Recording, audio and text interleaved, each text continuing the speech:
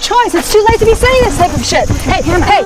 Draw the shades on endless grief and take us to our beds beneath, asleep forever, waking never. Angel, grant us sweet relief. Oh, draw the shades on endless grief and take us to our beds beneath, and take us to our beds beneath, and take us to our beds beneath, and take forever, take me never, angel, grant us sweet relief. Never, angel, grant us sweet relief.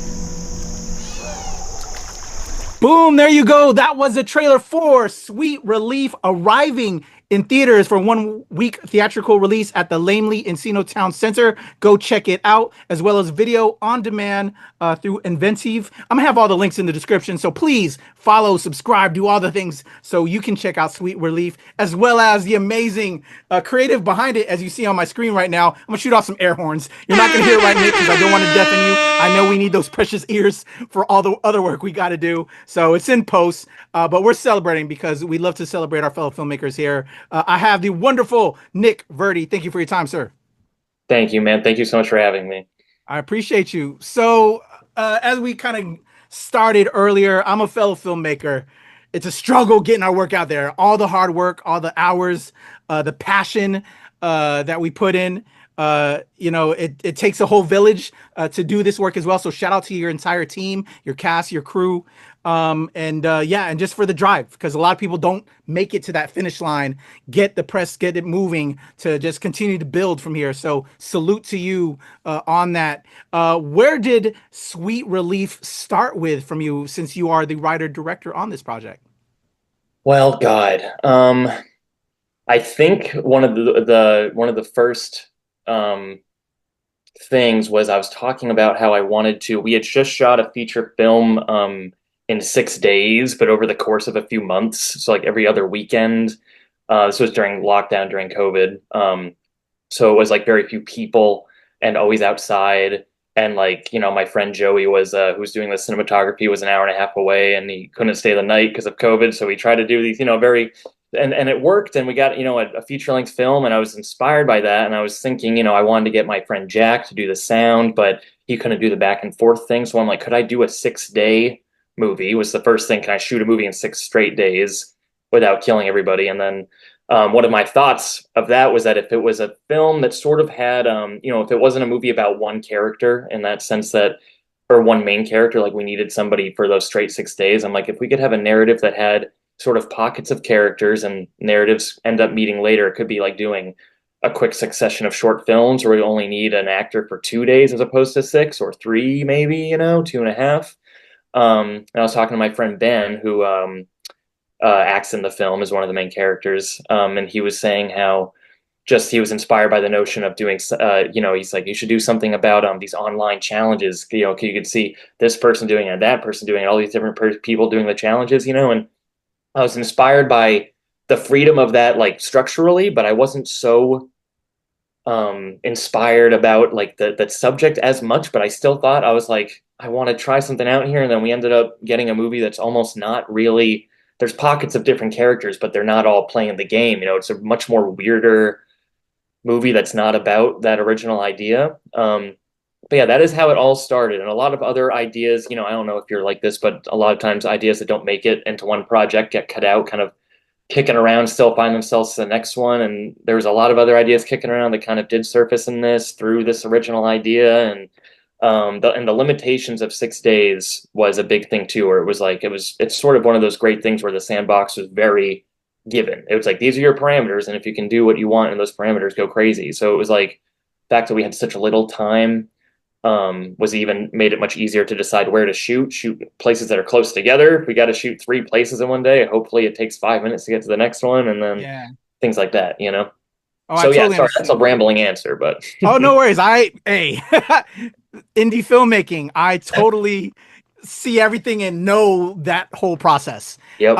So with that, 6 days, is how long you had to film. So how long, once you came up with the concept, did it take to write the finished script, or did you go into the 6 days with a finished script and then kind of change it up there, or did the storyline, because then even, once you wrap on shoot, it's really in post that your full story comes together. Yes. Can you tell me more along those lines, especially because a lot of the people that I interview, beyond like some of the bigger, productions out there, a lot of people love the process. I'm sure you Yeah. do as well, because we're all trying to learn and create.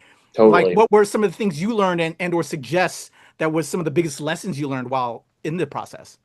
Oh, interesting. Well, it was it was a long time, and by a long time I'd say maybe 9 months or to a year or so of just not even like sitting down to write yet, but just more like writing notes and kind of, sketching ideas and trying out this, that, and the other thing. And then when it comes down to it, I don't think I ever had a finished script. This weird thing was that the 6 day structure, I almost just wrote, I was like, all right, I did it as simply as, sometimes my brain really can land on something, and when I decide something like this, but I'm like, all right, 6 days, 12 scenes, Yeah. if it's 12 scenes, and So then like outline setup.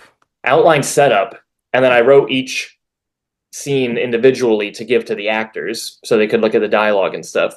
And and so I was so it's funny. I'm making the film I'm working on right now is the opposite approach. For Sweet Relief, it was very very particular. I'd never been so particular before, but it was just about I had a lot of people, a lot of cast members involved, and more production stuff than I had before, which is still nothing. But you know what I mean. It was more than I was used to. So I was really stressed out about making it work and getting everything we needed.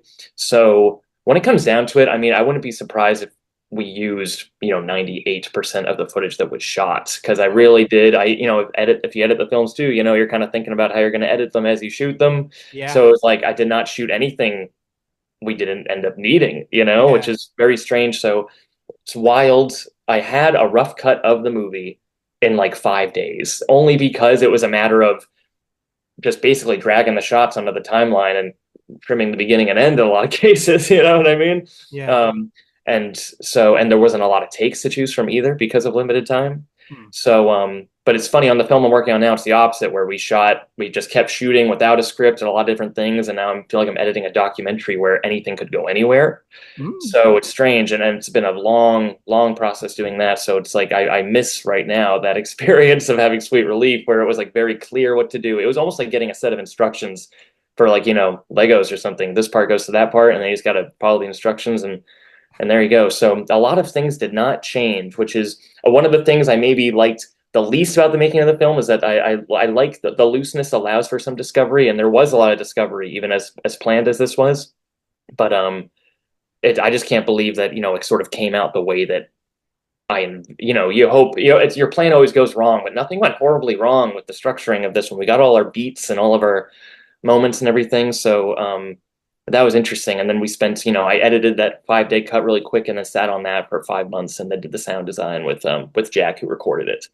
But yeah, it was very, very quick in that way. It was so much time planning, and then once we actually went to do it, it was a quick, pulling the trigger, and there we went.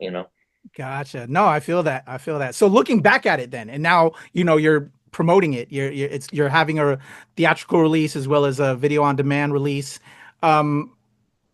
Picking it apart a little bit, looking at the various stories, and thank you for also sharing how it initially kind of, you said the actor who's a friend of yours initially kind of had like this online challenge concept, which and then you also had like this other story with this couple, and then I think there's like one other thread with like the teacher or whatever, but I don't want to spoil for people that haven't seen it yet. What was that like for you? What did you like the most in interweaving it together? Was there anything looking back at it that you would have liked to have added? And just what are some of your thoughts overall? And what do you hope the fans and the people that are going to check it out get from Sweet Relief? Hopefully not do these challenges, especially. Yeah, I know. Yes. Yes. Hopefully it's one of those things where they do not do the challenges because of the movie, as opposed to the other way around. Like everyone talking about, seeing Wolf of Wall Street and then drugs are cool. It's like, no, it was the other way around. Maybe. I had a lot of friends that thought it was cool. I was like, I don't think they had that in mind. But no, it's strange. I think what I really liked I ended up really falling into the thing where it's like I wanted to make the a sense of a place as opposed to get too deep into the inner lives of a few characters. I really liked the sense of the community thing with this movie, where it was like, especially all the talk of like the parents and teachers are, in a panic over the kids playing this game, and um something about that sprawling nature, like almost a little bit like the Robert Altman kind of thing, all these different characters. I liked that being the form for a movie about an online Yeah. thing. You know what I mean? Where it's like it's not a lot of shots of screens and phones. There's not too many of those. There's not a lot of sequences that get into the screen too much, but it's more about these lush, beautiful surroundings that no one's looking at, and you kind of just remember that all this online stuff is still happening. It's a lot of it. Most of it is what's happening is like psychically in people in the world. It's a very strange thing, and so I just love that just went hand in hand with that original idea of having multiple storylines, so that it was like shooting a series of different short films with this through line. But yeah, in terms of like what I wish I could have had, it's funny how I thought about the movie a lot. It's about an hour and a half, and I feel like it's like a 3 hour movie, a scope 3 hour movie shoved into an hour and a half, which some people have made comments about. Which again, it's an interesting experiment for me, and I'm glad it works as much as it does. But I would have loved. That's one thing I would have loved to do, is dig much deeper into all those characters and maybe explore some other things. The way a film that has this kind of structure typically is, more of a 2 hour, 20-minute kind of movie. That would be great. But in terms of what I hope people get from the movie, I mean, the movie might be trying to say some things, but there's no message to me about what the movie is trying to say particularly. There's not exactly supposed to be a you got it or you didn't. Sometimes I think about making films as being in the Rorschach test business. You know what I mean? Where you're like, Oh yeah, you're just sort of different putting perceptions implications. of the same thing. Yeah. Yes, exactly. And it's I feel like that. so many people see it and are sure they get what the intention was, when you're like, I never had that idea, and it's crazy what a psychological evaluation it is to go see a movie, and what you pick out from it is such a Agreed. different movie. So I like the experience of making stuff that is a little more abstract, a little more open in that way, where it's not exactly clear what the point of the movie is or something like that, so that people are kind of more open to kind of chew on it and think about it and mull it over and go back to it. And so yeah, I don't know. So I hope what I hope is that there's a lot of different reads and people come to a lot of different conclusions of their own, as opposed to everybody coming to the same conclusion. Completely agree. Yeah. Have to throw it at you though. It's one of those Yeah. things is from this side that I have to do. Definitely. But I love that answer, because definitely you want it to, not everything's for everyone, and also there's different perceptions on what exactly people are trying to say with their art, because to Yep. me this is art that we're making, and however the art hits you is what's matters to me the most. You just want it to do something and instill something. So in regards to making this art, I again remiss to not acknowledge cast and crew. We know as the heads of a project, it takes a village. And Yep. we need that support system in order to do what we love. If you could give some shout outs to, the casting process, some of the people you had involved, the people you had working behind the camera with you, to just talk about them for a bit. So many. Well, Joey Ogden, who I mentioned, we've been friends since 1999 when we were in kindergarten. And Joey has shot the past 3 of the movies I've done. And he's just, we're a team at this point, and he really came through on this one. He's incredible. Jack Stratton. This is my first time working with Jack, who's a great sound recorder and also editor. He did the post sound as well as recording all the sound. I met him through my friend Eli Powers on his movie. So Jack and I have done 2 movies together now. He's fantastic. That's my crew of 2, my boys, as I call them, Jack and Joey. And then we got the cast is Adam Kozak and Elisa Lee, my 2 friends who I used to landscape for. They have a landscaping business, and they do a lot of. Adam's a great musician. Elisa's a writer. Adam's also a writer. Elisa's acted. Adam's acted. They kind of have lived a million lives. So it was I started working for them landscaping, and then right at the beginning was like, would you want to be in this movie? We were talking about making a movie, and then That's not exactly how it went. Anyway, but so yeah, Adam and Elisa, B.R. Yeager, who is an author, he wrote Negative Space, which a lot of people are talking about. And we co-wrote a film together before this, and he did a great job playing a despicable character, Gerald, in this movie. We got the three girls, Lucy Rosenfeld, Jocelyn Lopez, and Katie DuPont, that I've known, met in different areas of my life. Jocelyn's the only one that had acted before. We went to community college together where she did theater, and she's always game. She's part of the last movie we just did. Lucy Rosenfeld had never acted before. We went to school together, and it was one of those intuition things where she always like scared me. Lucy's really tough. She's got like a quiet power, and I was like, I think it'd be great as this kid. And now I think she's got the acting bug. She wants to do something else. And then Katie, the third girl who plays Corey, believe it or not, was also working with Adam and Elisa. I was thinking about another person to play this part. Corey was originally going to be a boy. It was going to be two girls and a boy. And it wasn't working out with this kid. And then I was like, Katie might be great. I was seeing Katie every day, and we were working together. I'm like, Katie could be a teenager, And then Katie was very, very like apprehensive, like, I don't know, but jumped in and was very down with it. Quickly, the other names, Iggy Paciglia. Plays the kid Kyle, who's at the end of the film and early on in the film, who's great. He's also in the film that we just did. Erica Pinto, Dan Cashman, Paul Lazar is a big name that we got through my friends Roy Faudrey and Sheena C. that I know out here in Western Mass, who have been in the art scene. And Roy was one of my teachers in community college, and they've gotten me a lot. We filmed at their house. They've done a lot of acting with the Wooster Group and other acting groups in the past, and that's how I know Paul Lazar. And Paul came out for a day and acted. It was the first day of shooting at Roy and Sheena's house. Paul Lazar plays Mr. McDaniel. He did fantastic. And he's doing the scene with Jane Caracula, who is also friends of Roy and Sheena, who's also in the film that we just did. As you can hear, a lot of these names are rolling over into the new projects. No worries. And then Cooper B. Handy is also in the film. God, I can't forget anybody. We've already started. We can't do that. I know, right? I think I've said nothing but love, everyone that's watching. He'd be like, oh no, he did it. No, it's at this case when you got 10 people. Like, I'm going to I put you on the spot, so my apologies to everybody.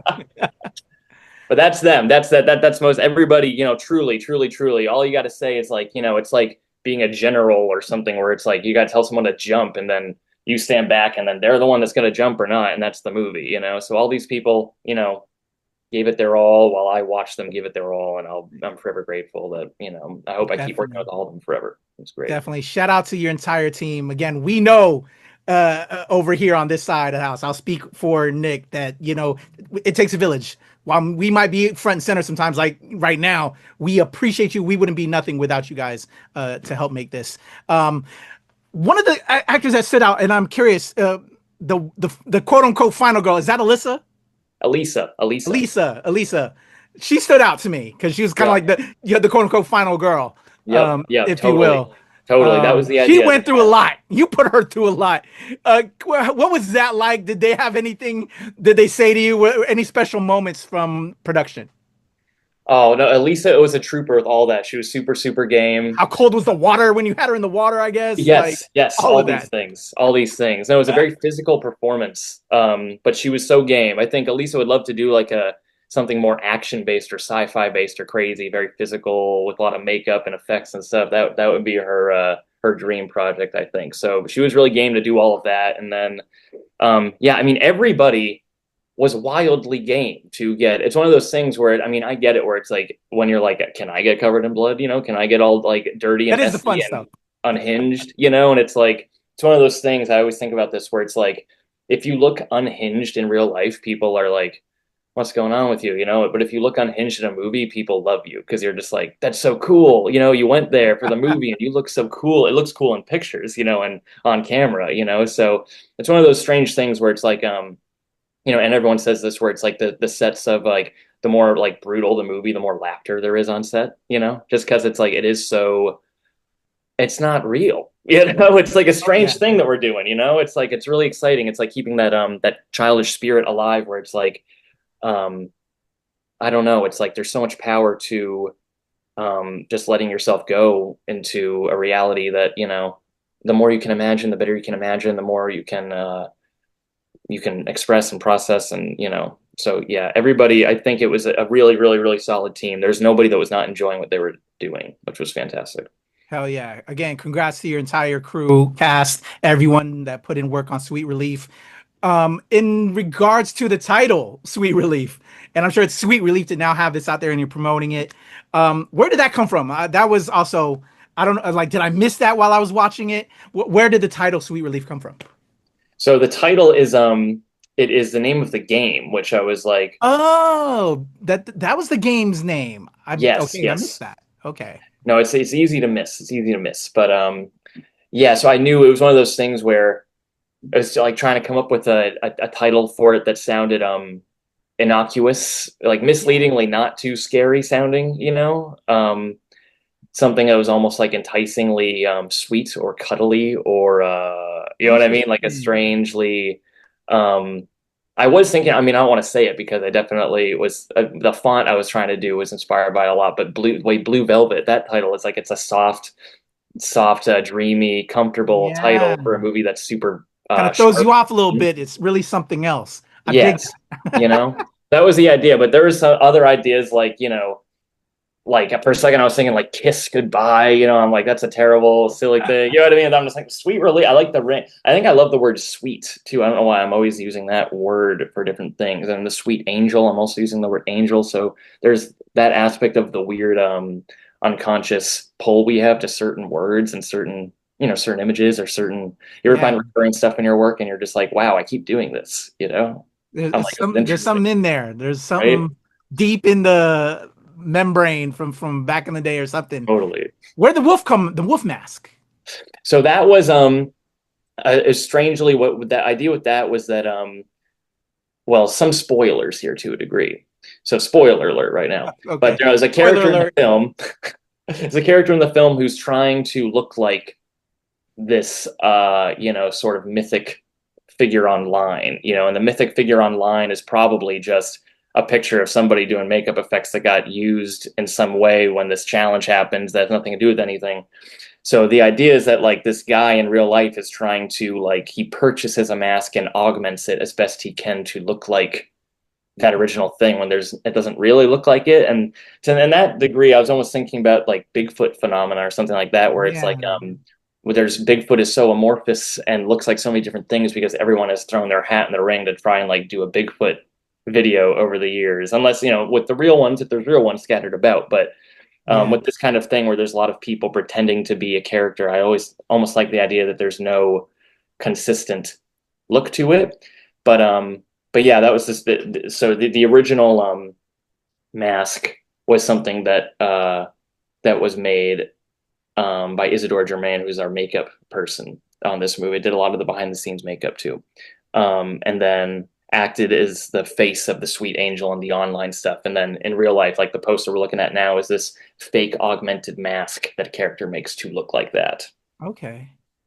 Now it's all making sense. And actually, as soon as I said that, it also plays with, you know, deep themes throughout time and history and film, like even like hackers, you know, anonymous, although they use a hat, but there's also I've seen other hacker groups that utilize wolves and there's all those kind of things and wolf in sheep's clothing, you know, that's always been kind of thing throughout books and film. Totally, But totally. it actually totally made sense. I'm like, okay, that's clicking. It's like a built-in thing that we all have Yes, right. stories throughout time and history.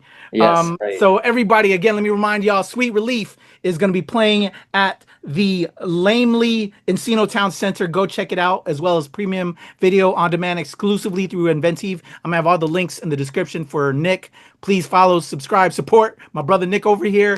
So Sweet Relief is in the can. We're doing that promo. But as you said, you have some other projects. Can we throw some love and shine on that, if you don't mind? And also for those that might be driving while I have a lot of people that listen, and not everyone watches. They also like listen on their commute to work. How can they support you and follow you online as well, Nick? Oh, well, the new movie is it's something we've been working on for a few years now, actually, and done a few stints of shooting, but it's more of a it's like a drama film, but a little more on the experimental side, maybe narratively and structurally.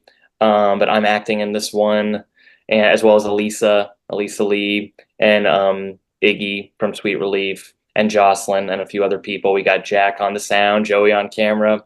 We shot 10 days, March 2024, 6 days, October 2024, and then 10 days again, or 6 days. What did we do? 6 days just past March. So there's about 20 days of shooting that I've been editing almost as a documentary, going back, and we had a full script for that, and I kind of reworked it and changed a lot of things. I've been adding new things, doing the, changing circumstances and stuff. And so that's the thing. I'm hoping to be done editing that by the end of the summer, but it's taken a lot of time between, regular life, job, whatnot, things like that, swallowing up all of our creative time. But yeah, gosh, I don't have a website or anything, but I've got my Instagram handle is Verdi_Nick, VERDI_NICK on Instagram. And then Art Brute Films. You should follow, go to Art Brute Films, their website. There's a page for Sweet Relief on there, as well as their other films they're doing, as well as a film I made before Sweet Relief that hopefully will be streaming or be out in the world in some degree, and maybe this winter. Okay. But yes, I don't have a website. That's one thing. I just have not gotten a website. A lot of work to do. I feel you, but you're at least getting the projects out there, and in time, that it'll come. Yes, that's half the battle, sir. So truly, I congratulate can't believe it. You on doing that, man. So is there a projected timeline for the next one? So it's in post now, like next year? It's in post. Yeah. So I'm not sure. I'm past every deadline I wanted at this point. Okay. So we won't create another one. So, but I'm hoping that, it's wrapped up by the time this fall. Like, I hope I'm got picture lock and doing sound edit by the fall. That's what I think will happen at this point. All right. Well, when that ever comes together, man, and you have a date, please come back so I can throw some virtual flowers at you to congratulate you on a well done. But thank you for your time, man. I salute you in getting the job done, working with your team, building a wonderful team that's continuing to support and work with you, man. That's always so important as we get out here to do what we love. And I love this as escapist entertainment. It's a crazy world right now. We need this to escape and have fun, and I just love it. So thank you, Nick, for your time. I appreciate you, man. Everybody, Sweet Relief hitting the Laemmle Encino Town Center. I have the information in the links below, as well as video on demand through Inventive. Again, Nick's links will be, he's on IG. He'll have his other stuff, the Art Brute. Well, I'll have those links in there until all the other stuff is up. But again, salute to you, Nick. I appreciate you, man. I'm KUYA P. Nerds rule the world. Go check out Sweet Relief, y'all. Right now, go do it. Like, after we're over. The interview's over. Go do it right now. Peace.